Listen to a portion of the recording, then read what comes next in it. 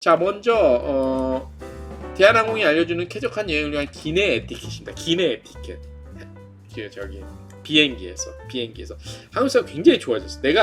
저는 많이 다니잖아요, 비행기를 타고 해외로. 그래서 막 몸에 와닿잖아. 느끼잖아. 체감하는 게 다르잖아요. 근데 확실히 정말 빠르게 대한민국 만세야.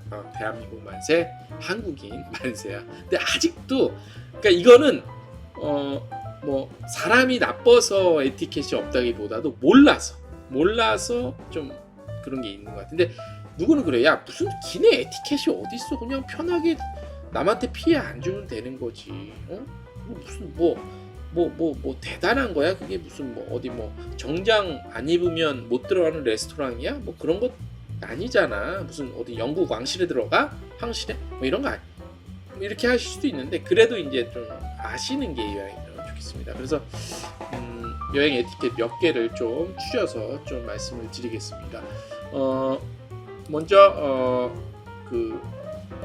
이제 가장 중요한 게 뭐냐면, 가장 아직도 모르시는 분들이 좀 있어. 뭐냐, 이 좌석, 비행기 통로가 좁으니까 뭐 이렇게 지나갈 때 막 지나가는 사람은 없잖아, 그죠? 그래서 이게 지납니다, 지나가겠습니다 이렇게 하고, 그거는 우리나라 사람들 이거 아니고. 그리고 그렇다며요, 우리나라 사람이 한국에서 비행기가 이제 오픈했어? 오픈 티켓 이제 어디 가실 분 이제 들어가시겠습니다. 이제 딱 들어가잖아. 그 개찰구 통해갖고 비행기로 들어가잖아. 비행기 들어가 그 시간부터 비행기가 문 딱 이제 출발하려고 문 딱 닫을 때까지 시간이 대한민국 사람이 제일 빠르대. 한국 사람이 막 빠르잖아. 그리고 반대로 아시죠? 그 얘기는 많이 들으실 거예요. 비행기 딱 도착하면 그냥 다 일어서잖아. 비행기 딱 승무원들이 제발 앉아주세요. 아직 문도 안 열렸으면. 그래도 우리 사람들 딱 일어나잖아. 못 나가지만. 그런 거랑 똑같이 이제 딱 개찰구부터 해서 비행기 딱 오픈 문 열고 문 딱 닫을 때까지가 한국 사람이 제일 빠르대요. 딱 들어가면 짐 탁탁탁 놓고 딱 앉는 거야. 그게 제일 빠르대, 한국 사람. 그 시간이, 대기 시간이 한국이. 그래서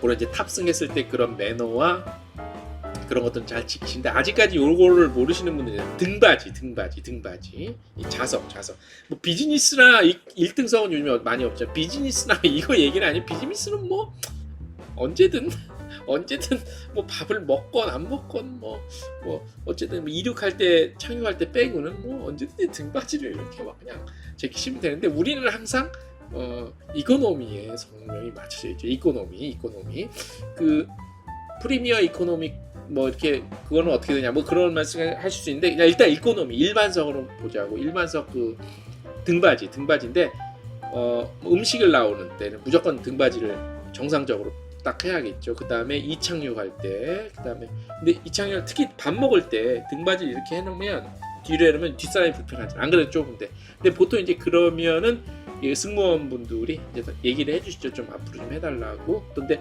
만약에 그게 안 된다 그러면은 앞사람한테 딱딱딱 두들겨서 저 등받이 좀 앞으로 좀 해주십시오. 이렇게 하면 또 쌈나요. 쌈나. 그런 모든 옆자리 승객, 뒷자리 승객, 앞자리 승객에 대한 어떤 불만 표시 또는 뭐 부탁 뭐 이런 거는 직접 하는 것보다는 우리 승무원들한테 원쿠션, 우리 남자 당구 치시는 분들한테 원쿠션 또는 투쿠션, 쓰리쿠션으로 가는 게 가장 현명한 방법입니다. 뒷사람이 우리를 피곤할 때 어쩔 때 요즘에 터치 스크린 잘 안 눌러지면 막 꽉꽉 누르다 보면은 이 진동이 오거든. 그때 그 다음에 옆 사람과는 어떤 또 그 있죠. 이 팔걸이가 신경전이 약간 일어나지. 누가 먼저 걸쳤냐에 따라서 그걸 좀 비집고 들어가는 그 타임이, 그런 것들이 있는데, 그런 에티켓들은 이제 혹시 이제 좀 타인에 대한 존중이 필요한데 옆좌석 침범하지 않는 것들. 그다음에 앞좌석 팔걸이 있는데, 특히 이제 창가에 앉으신 분들이 보면 신발을 벗어갖고 발을 앞사람 팔걸이 이쪽이나 이쪽에 구석에 올려놓는 경우가 있잖아. 그건 진짜 개차반 매너고, 요즘에 한국 사람 그런 사람 없습니다. 그런 사람 없고, 그 다음에 그런 뭐 창문 특히 요즘에 이게 문제더라고. 뭐가 문제냐면 지금까지 제가 말씀드린 뭐 좌석 등받이 문제, 팔걸이 문제 이런 것들은 그래도 조금 잘 지켜지는 편이에요. 제일 지금 요즘에 가장 골치 아픈 게 뭔지 아세요? 가장 골치 아픈 게 그거예요. 창문. 특히 장거리. 단거리는 시차가 별로 안 나니까 그나마 좀 덜한데 중장거리는 이 창문 갖고 이게 스트레스야. 뭐냐면 드림라이너 같은 기종 중에 몇 개는 이제 그 중앙 조정실에서 이 창문을 자동으로 이 창문 이게 이 커튼이 플라스틱 커튼이 없이 그냥 자동 조절로 그냥 메인 컨트롤에서 그냥 잘 시간이 됐다 그러면 그냥 아예 다 그냥 껌껌하게 해버리는 경우가 있어요. 그럴 때는 잘 조정이 안 되지. 근데 왜냐하면 다 그냥 조용히 자 뭐 이런 식이니까. 근데 그게 말고 아직까지 대부분 이거 개폐식이잖아 창문이. 근데 많은 사람들은 밥을 먹고 보통 이제 좀 잠을 자거나 그래요. 영화를 좀 조용히 보거나 그러고 싶은데 또 창가에 앉은 몇몇 일부 승객 중에 몇몇은 창문을 보고 싶은 사람이 있을 거 아니야. 창문을. 근데 대부분 밤에는 잘 안 봐요. 밤에는 또 구름 위로 올라가면 해가 얼마나 세요. 요만큼만 열어도 빛이 엄청나게 들어오는데 그 사람은 그 열고 보고 싶은 거야. 근데 다는 또 못 열겠고 나름대로 매너를 지킨다고 반 열고 반을 열잖아. 그 빛 싫어하는 사람들은 내내 그거 말도 못하고 고생해야지. 말도 못해. 뭐 등받이나 좌석, 팔걸이 이런 불편함은 승무원한테 얘기를 해도 하지. 승무원한테 얘기하면 그거 어떡할 거야? 창문 좀 닫아주세요. 그러면 뭐 창문에 앉은 사람은 창가에 앉은 사람은 그거 하려고 창가에 앉는 걸 수도 있는데 그걸 촬영을 하거나 뭐 사진을 찍거나 멍 때리고 창문을 구름을 볼 수도 있잖아. 이게 제일 문제인 거예요. 요즘에 이게 제일 아주 비행기에서 짜증나는 일 중에 하나입니다. 이거에 대한 뭐 에티켓, 이 관련한 에티켓에 대한 가이드라인 정도도 뭐 있는 것도 좋겠어. 그래서 물론 여기도 나와요. 많은 승객이 취침 중인 휴식 시간에는 그런 타이밍에는 창문 덮개 개폐할 때 좀 주변 승객을 좀 배려하는 것이 필요하다는 에티켓이 있는데 이런 거에 아주 요즘에 아주 이게 좀 그런 것들이 있고 그 다음에 스피커로 음악이나 동영상 재생할 때 과도한 소음 뭐 이 얘기인데 요즘에는 각자의 아이폰이나 뭐 요거 블루투스 요거 쓰는 게 너무 성능이 좋아서 이거가 그렇게 좀 하지는 않고 또 하나는 뭐냐면 화장실 이외의 장소에서 양치질하기 그 다음에 기내에서 양말을 벗는 행위 이것도 개차박 매너네. 근데 요 양치질도 요거 뭐 양말 벗는 사람은 많이는 없어. 한국 사람 그다지 아예 양말을 벗고 탔거나 탔는데 막 타자마자 양말 벗어 제끼는 사람은 사실 별로 없어. 신발 벗을 때도 좀 조심하지. 근데 양치질 요것도 문제예요. 이제 화장실 저는 장거리 갈 때 저는 어디를 제가 선호하는 좌석이 있어요. 어떤 좌석이냐면 맨 화장실 바로 앞에 맨 뒤에 좌석 중에 그래서 3열이면 앞에가 3열이면 맨 뒤에 좌석은 2열이 있어. 2열 두 개만 있는. 그러면 2열 중에 복도 쪽이면 앞좌석이 3열이니까 그 공간이 조금 스페이스가 나와요. 무슨 말인지 알죠? 그러면 발을 좀 뻗어주기 편하거든. 그 다음에 좀 다리가 저리거나 불편하면 허리가 아프면 바로 뒤에 빈 공간이 화장실 앞이니까 빈 공간이 있어서 스트레칭도 할 수 있어서 저는 반드시 그 좌석을 선호하는데 그 좌석에 있다 보면 화장실 바로 앞이다 보니까 양치질 막 하시는 분들이 있어요. 근데 그 양치질 하시는 분들의 대부분은 누구냐? 죄송하지만 이건 제가 뭐 남녀를 구별하는 건 아닙니다. 근데 추세적으로 봤을 때 남성분들은 물론 깔끔하시게 하고 뭐 좋은데 여성분들이 조금 그래도 남성분보다는 많아요. 그러니까 화장실 안에서 이걸 막 해야 되는데 화장실 바로 이제 자기 다음 순서라고 다음 앞에 사람이 있어 못 들어갔을 경우에 순서라고 앞에서 막 하고 있어. 진짜 그것도 꼴불견 중에 하나입니다. 꼴불견. 거북진하고 그런 것들 좀 조심하시면 될 것 같고 그 다음에 음주는 적당히 화장실을 매너 있게 흡연은 절대 금물. 뭐 이거는 요즘에 흡연하다 잡히니까 이거는 안 하는데 흡연하다 걸리죠. 이거 얼마인지 알아요? 벌금? 운항 중에 흡연하잖아. 운항 중에 흡연하면 1,000만 원. 그 다음에 비행기가 운항 중이 아닐 때 계류 중일 때 흡연하다 걸리면 500만 원. 뭐 돈이 있으면 뭐 1,000만 원 내고 운행하던 담배 한 대 피시든가 뭐 만수르형 정도는 할 수 있겠네. 나 담배 너무 피우고 싶어. 그러면 1,000만 원 내고 담배 한 대 멋지게 피세요. 네. 이런 거는 뭐 지극히 상식적인 건데 최근에 몇 개 좀 예민한 것들이 있어요. 요거 좀 지켜주시면 될 것 같고, 그 다음에 승무원의 안내와 지시에 따라서 요거 좀 많이 좀 따라 매너, 그런 매너가 좀 필요하다고 좀 합니다. 그리고 요즘에는 좀 안 그러는데 기내용품 무단 반출 요거가 조금 있죠. 특히 담요, 베개, 식기류, 헤드폰, 구명조끼 등 이런 게 있다고 하는데, 에휴, 우리나라 이제 이런 시대 아니야. 제가 1995년인가 내가 저기 국제선을 처음 탔거든요. 그 러시아 가는 거. 갈 때는 물론 이제 그 대한항공 안 타고 방학 때 가끔 올 때 대한항공을 탔을 때, 그때 유학생들이 그 똥색 대한항공 담요 있었어요. 담요. 그 우리 유학생들 필수품이야. 우리 친구들 이제 유학할 때 친구들 기숙사 방에 가면 다 그거 하나씩 다 있어. 하나가 뭐야, 두세 개씩 다 있지. 근데 요즘에는 담요 베개 안 가져가. 헤드폰은 어차피 꽂는 구멍이 달라서 안 가져가. 자기 거 써. 요즘에는 저도 제 거 갖고 가요. 이거 갖고 가 저도. 그래서 요즘에 그런 시대 아니고 구명조끼를 누가 갖고 가냐. 근데 어디서 그랬다며, 어느 해변가에서 무슨 항공사 구명조끼가 발견됐다며. 그러니까 무단으로 가져간 거지. 24개월 아기 제일 곤란해요. 말씀드렸다시피 아예 첫 돌은 데리고 가지도 않아. 근데 이제 첫 돌 지나고 그러면 이제 좀 이제 좀 괜찮거든. 그러면 이제 간다고, 해외 뭐 가까운 뭐 동남아를 갈 수도 있고. 얼마나 좋아. 자, 고를 때 팁을 몇 개를 좀 알려드릴게요. 자, 보면 비행기 문화까지는 유모차로 이동을 할 수 있다는 거 반드시 기억하시고, 자, 저도 몇 번 해봤는데 이거 좀 바뀔 수 있으니까 요 정보를 요걸 기반으로 말씀드릴게요. 제 경우는 또 저는 한참 됐으니까 제가 유모차 태울 때가 벌써 몇 년 전인데 애들이 지금 시집가는.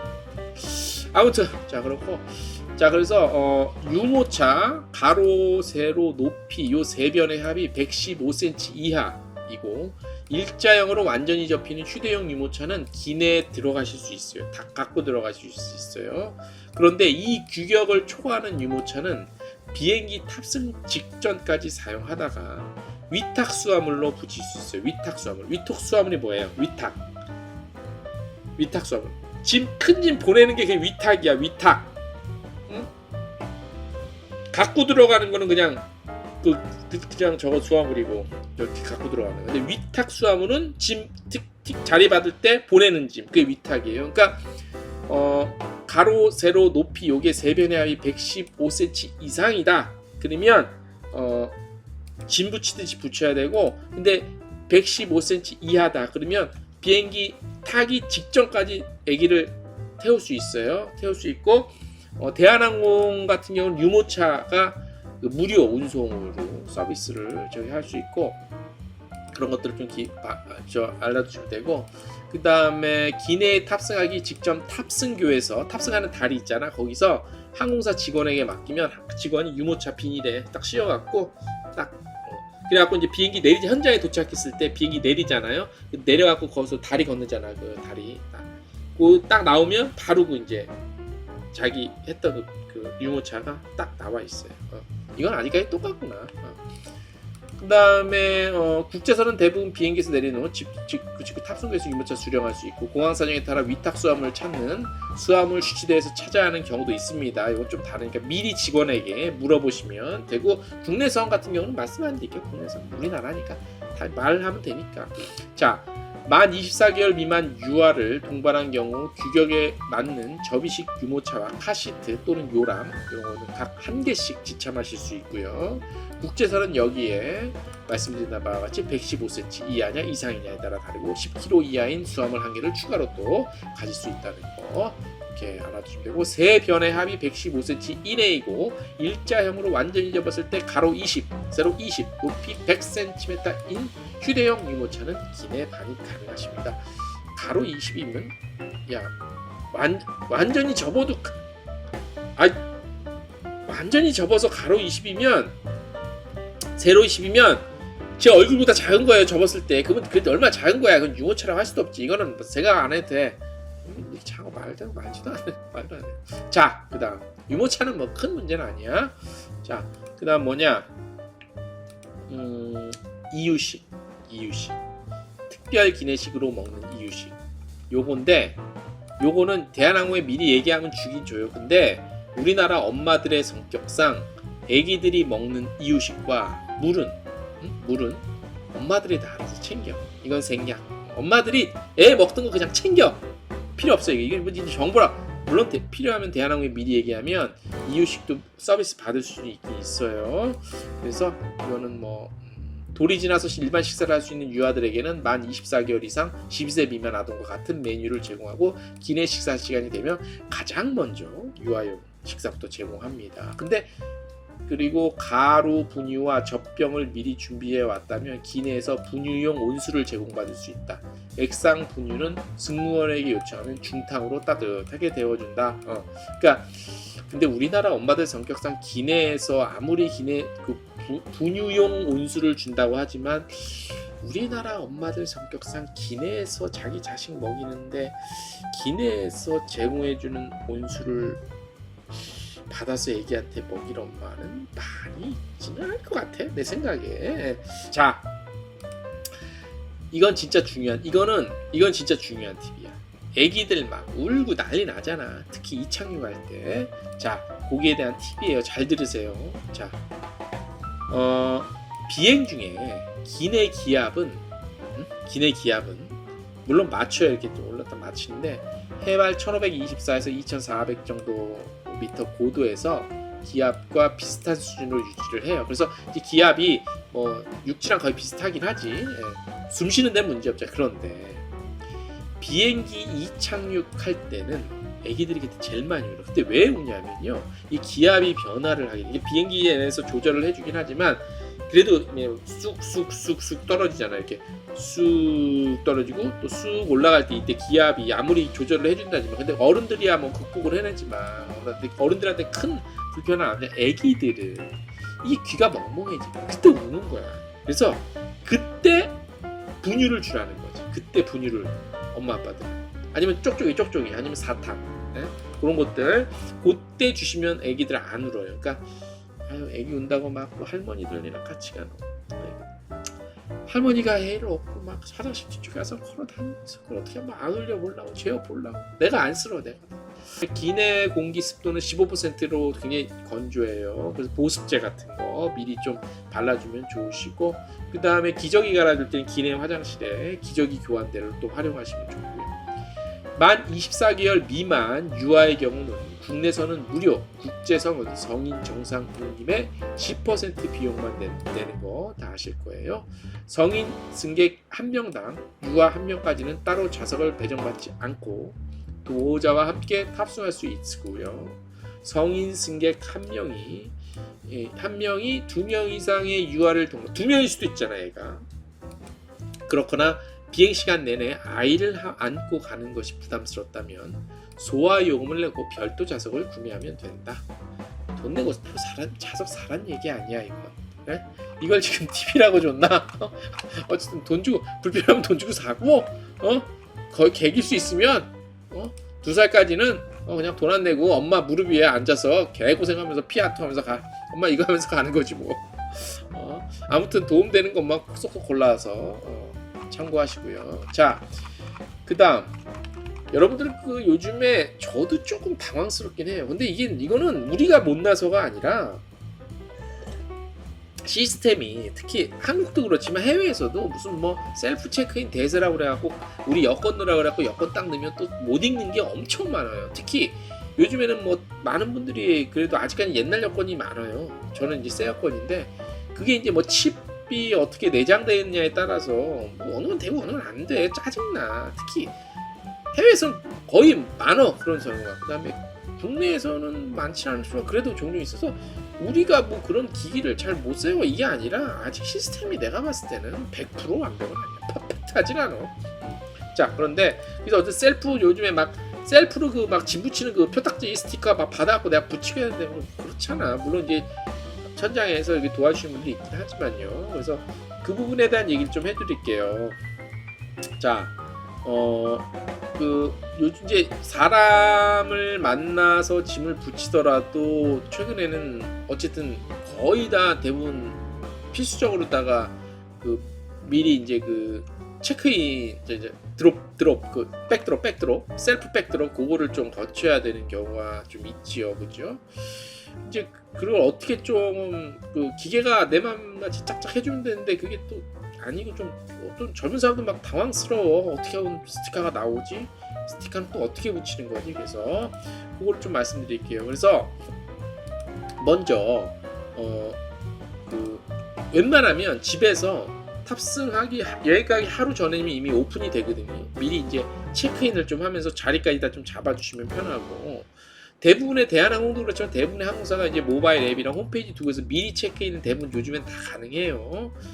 그래서 이제 뭐 자기의 예약 번호나 이런 거 넣으면은 이제 나오기 때문에 이제 그런 거 미리 해놓으면 모바일 탑승 것만 있으면 공항에 도착해갖고 그 뭐 사람들 줄 서 있는데 거기 쓸 필요 없이 그 셀프 백드롭 거기서 갖고 이제 위탁수함을 붙이고 출국하면 되는데 시간이 줄긴 하는데 중요한 건 뭐냐면 요즘에는 많이들 아시는데 이제 뭐 짐에 붙이는 스티커 같은 것들이 나오잖아요. 그런 것들은 그 이제 만약에 내가 정말 모르겠어 당황스러워 그러면 도움을 요청하세요. 거기 항상 직원분들이 계시니까 도와주시고 이도저도 안 된다. 그러면 그냥 참고 가셔도 돼요. 사실. 그러니까 그거에 대한 제가 말씀드리는 거는 스티커는 이렇게 나옵니다. 이렇게 붙이시면 됩니다. 이걸 설명해 드릴 수는 없잖아. 그러니까 그거에 대한 스트레스 자체를 갖지 말라는 얘기야. 안 되는 거 없어. 그러니까 그거에 대한 거는 스트레스는 안 가셔도 되고, 그러니까 제가 권해드리는 방법은 이왕이면 여행 가기 하루 24시간 전에 대부분 오픈이 되니까 미리 집에서 이 체크인을 하시고 예약 번호랑 다 있으니까 이왕 좌석까지 가능하시면 좌석까지 다 그렇게 하시면 편하실 것 같고요. 중요한 건 해외죠. 해외 여러분들 중요한 건 한국에서는 말이 통하니까 전혀 문제가 될 거 없어요. 한국에서. 근데 문제는 해외에서요. 해외 같은 경우도 키오스크가 많은데요. 여권을 넣으라고 하면 여권이 스캔이 안 되는 경우가 일상 다반사고, 근데 뭐 특히나 이제 좀 언어에 대해서 조금 부담감 가시는 어르신들은 더 당황스럽거든. 그런데 해외에도 할머니들이 다 계세요. 너무 걱정하지 마. 키오스크에서 그러다 그게 안 돼. 그럼 줄 쓰면 돼 그냥. 우리나라가 그게 좀 많이 좀 앞서가요. 근데 해외는 아직까지 있긴 있지만 그래도 사람 통하는 게 좀 많이 있거든. 그러니까 그거 안 됐다고 그래서 비행기 못 탈 일은 없거든요. 그러니까 그거에 대한 스트레스는 애초에